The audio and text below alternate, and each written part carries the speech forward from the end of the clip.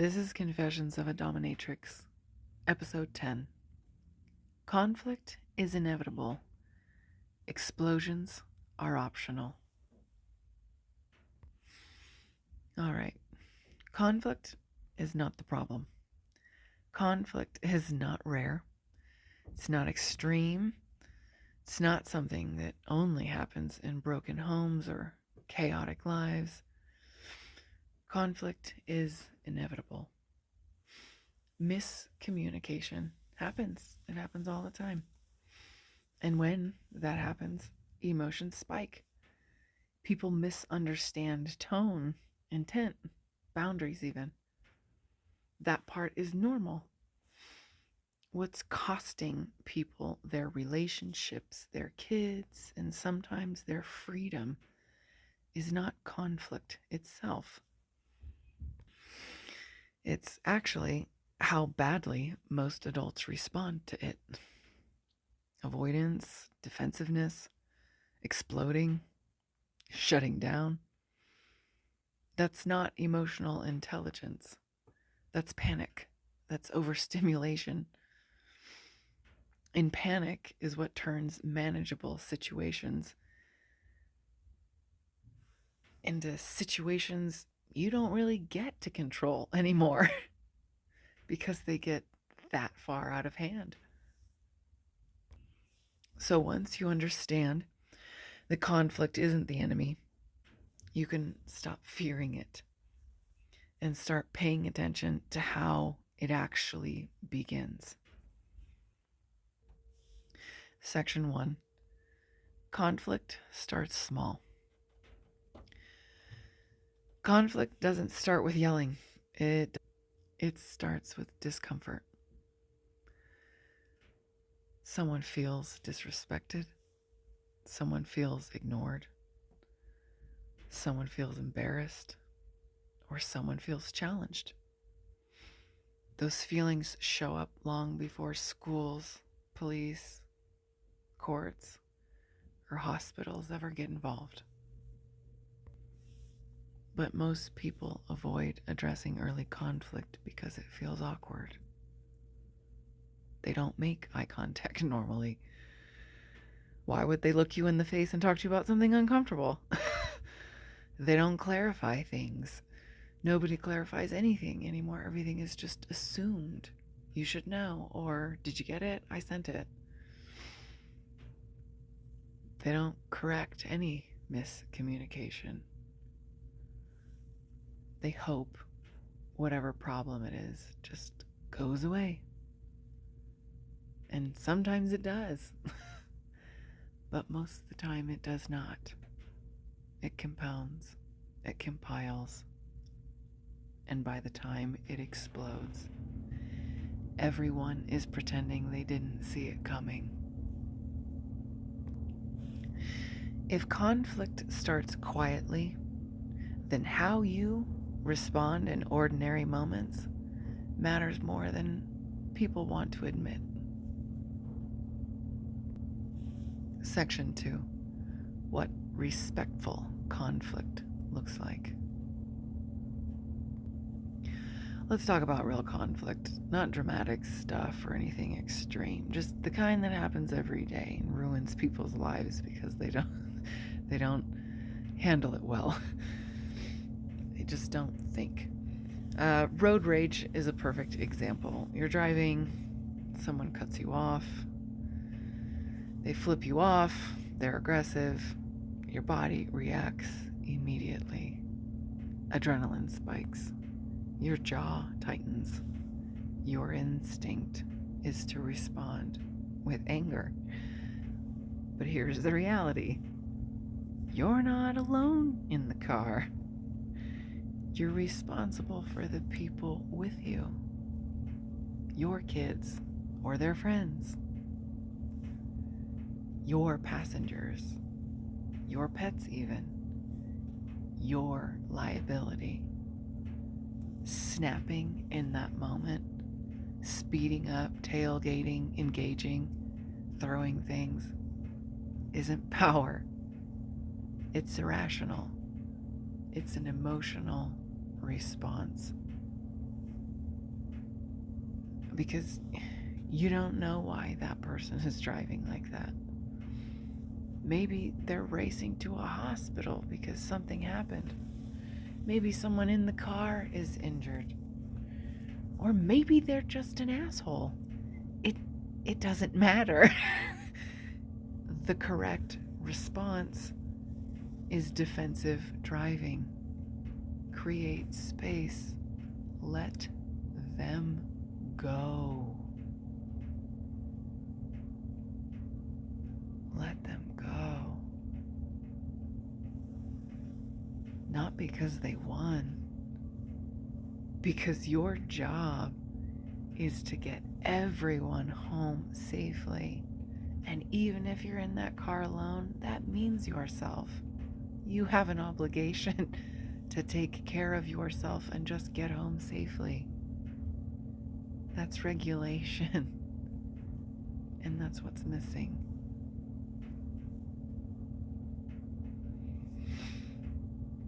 Another one is when you're at the grocery store and a bagger is super careless. Heavier items are crushing lighter ones. They can't figure out what to do. Now we have to bring our bags to the grocery store and pick everything out and then watch someone fumble with everything in the process. I don't know. I always feel my irritation rise, but not because it's catastrophic, you smushed my bread, but because it's unnecessary. So I just say clearly, hey, can you put the heavier items on the bottom, please? If they fix it, great. If they don't, and it keeps happening, I don't argue. I just say, you know what? Excuse me. I'll do it. Go ahead. You can move to the side or help someone else. Thank you. Always a thank you in there. And you step in. No sarcasm, no apology, no escalation. You take responsibility for what needs to be done and you move on. So I have to pack my groceries again because someone can't do it correctly. All right, whatever. Get out of the way, man. Go help someone else. Try to earn your worth elsewhere. It's fine. I got it. That's not dominance. That's competence. What these moments are really about. None of these situations are emergencies, but they reveal something important. Most people don't struggle with big crises. They struggle with small disrespect. The tiny disrespectful moments, that's what they can't handle. And those small moments are where people practice either regulation or reactivity. You don't have to respond to everything. You don't have to teach strangers lessons. You have to get home safe. You have to protect the people with you. You have to live with the outcome of your choices. That's respectful conflict when you understand liability. Once you see how adults mishandle everyday conflict, it becomes easier to understand what's happening with kids nowadays and why behavior is never random. It's taught.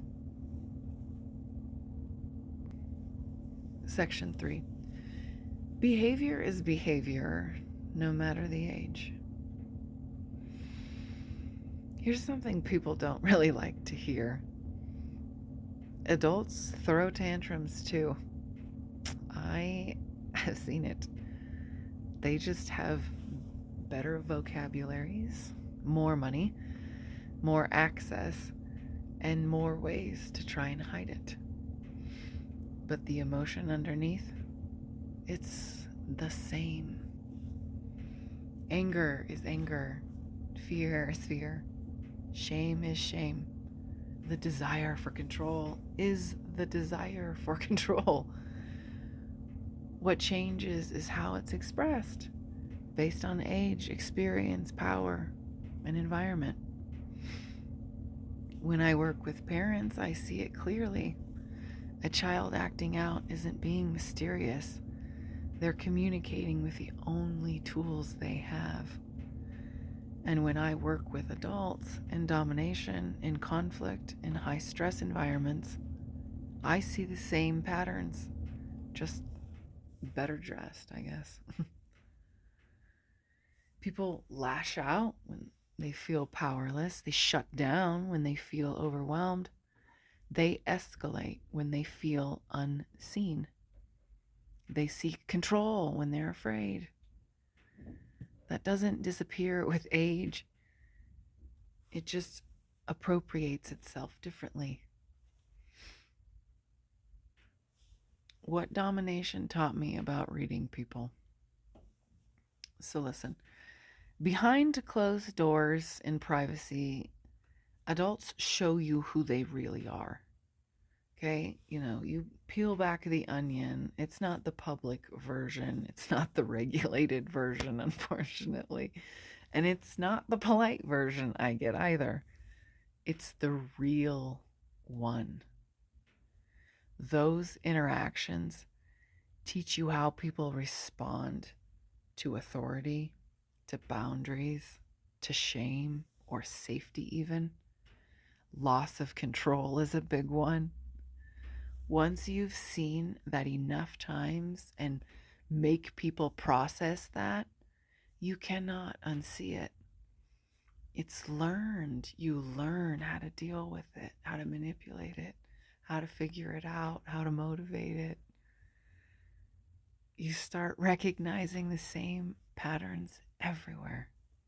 In grocery stores, on the road, in schools, in families, in public spaces where people are intoxicated or spiraling or just making really reckless decisions.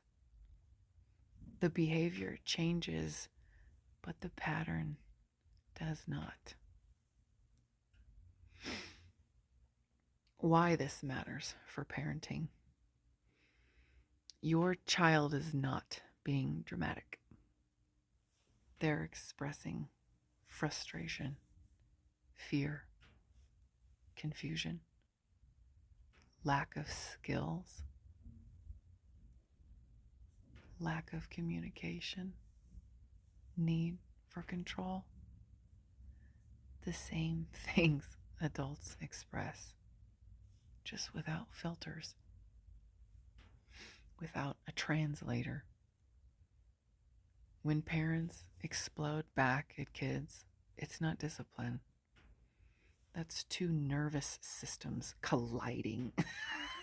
That's why the whole room gets super intense and everybody doesn't really know what to do but to pause because things are happening in a bad, explosive way. When parents avoid behavior entirely, that's not kindness. That's abdication. The middle ground is interpretation. Before you correct behavior, ask, what is this actually communicating? Is this a need for structure? Is this a need for reassurance? Is this a need for boundaries? Is this a need for redirection, maybe? Is this a need for an outlet for that energy? Once you have that, the response becomes obvious. This isn't paranoia. It's threat assessment. And it's preventative. The earlier you read this regulation, the more options you have, the more options you give yourself. And the longer you ignore it, the fewer choices remain. Behavior is a language. Children speak it loudly. Adults try to speak it quietly. And some people speak it dangerously. And once you learn to read it, you stop reacting blindly and you start intervening intelligently. That's not control, that's prevention. And that's where we want to be. If behavior tells a story, then ignoring the environment that shapes it is one of the biggest mistakes adults can make right now. Section 4. The world has changed. Your parenting has to change too. Listen, I want you to take a breath with me really quick, because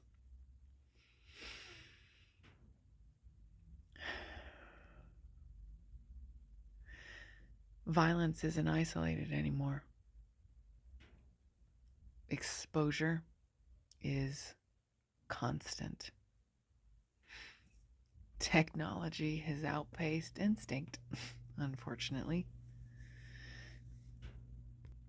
Phones, apps, unlimited access.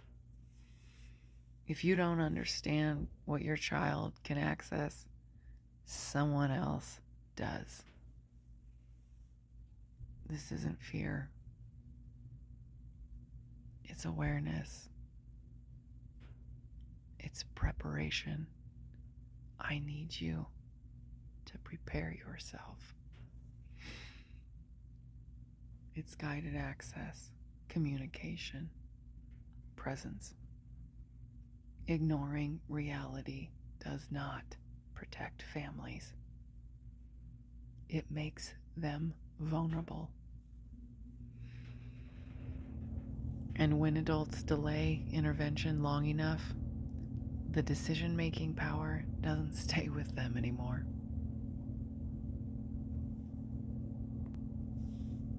Section 5. What happens when adults don't intervene early? Unmanaged conflict doesn't stay private. Schools escalate. Systems step in. Law enforcement documents everything. Each step reduces your influence. This doesn't happen all at once. It happens through avoidance. Early correction is protection. What early intervention can look like? Behavior is information. You have to evaluate it, redirect it. Structure outlets, whether they're physical, creative, disciplined. It has to be mandatory. And you need to be supportive. Discipline without redirection teaches nothing. And none of this works if adults themselves are dysregulated. This applies to adults too. You can't regulate a child if you don't understand yourself, what's inside. Adults have liability, emotional liability, relational liability, legal liability. If you numb instead of regulate, that just delays the escalation later. Not drugs, not alcohol. Movement, focus, effort, routine, clearer, not foggier. Balanced adults raise balanced kids. Everybody functions with consistent structure, whether you create it or it's around you and you respect it. Which brings me to one of the places that taught me the most about regulation. What domination actually taught me about balance.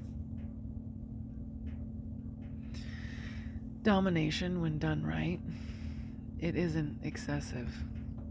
It's sober, structured, intentional. Controlled intensity, it interrupts survival mode. It allows the nervous system to reset.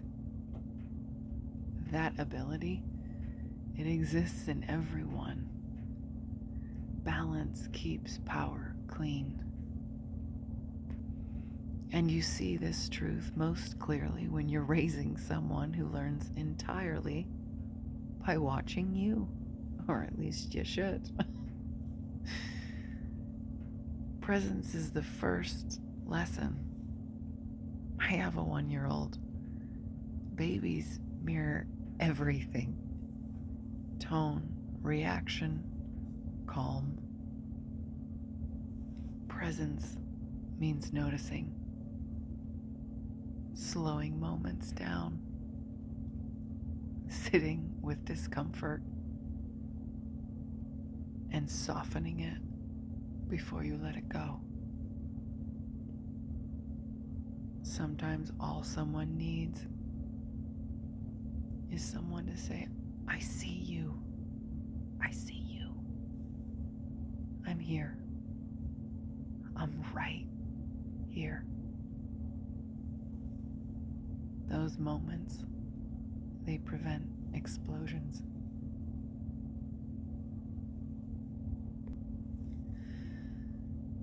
Closing. The power that actually lasts. You guys, conflict isn't going away. What matters is how early it's noticed and how responsible it's handled. Power without balance destroys everything. All types of things. Real authority, it's internal. You don't need to dominate situations. You need to stay present. I can't save everyone. The answer has always been within you. The balance in awareness, in responding instead of reacting. That's how cycles break. That's how power stays clean. All right, this is my final pep talk. Our future is shared. My future is tied to yours, and your future is tied to your children. Whether we acknowledge it or not, we are shaping what comes next, right now. We do not inherit safety. We need to teach it. We don't pass down strength by accident. We pass it down by example, by how we handle pressure, how we respond to conflict, how we protect what is still innocent and important. Our future does not begin later. It begins with us. And it carries forward through our children. We are living in a time that demands more awareness, more presence, and more courage from adults. Not fear. Save your fear. I need your courage. The courage to notice when something is off. The courage to speak when silence is easier. The courage to intervene before damage is done. we must train ourselves first to regulate instead of react, to question instead of ignore, to stay calm when the stakes are high. Because the way we respond to threats, discomfort, and conflict, it becomes the blueprint for our children to follow. And let me be clear about this. We are capable of this. We are capable of learning how to handle these moments. We are capable of retraining ourselves. We are capable of standing firm without becoming hard. This is not about perfection. You're not perfect. I'm not perfect. Nobody is perfect. It's about responsibility. It's about understanding that what we tolerate today becomes normalized tomorrow. And what we model now becomes instinct later for a different generation. We still have time. We still have influence. We still have a voice, but only if we use it properly. So we speak, we ask questions, we hold the line and move it if necessary. We protect innocence before it becomes something we can never give back. This is not extremism. This is stewardship. This is what it looks like when adults decide to show up fully for the generation responsible for watching over us. It starts with us. It moves through our children. And if we do this well, calmly, clearly, together, our future will reflect it. Thank you.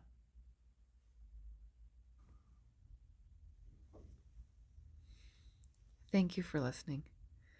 Every story I tell is a piece of truth we all carry. The lessons we hide, the power we forget we have, and the calm we fight to protect. My work is about normalizing the conversations most people avoid, the ones that make us uncomfortable, but also make us stronger. I believe difficult subjects deserve clarity, not shame. And I'm here to help create that language, one truth at a time. If this episode made you think, breathe, or feel a little braver, please subscribe and stay close. You can find more of my work or my workshops and upcoming events at mzhaze.com, mzhaze.com, or follow along on Instagram at mzhaze5280. Until next time, be deliberate, be dangerous with purpose, and never apologize for your presence. Thank you.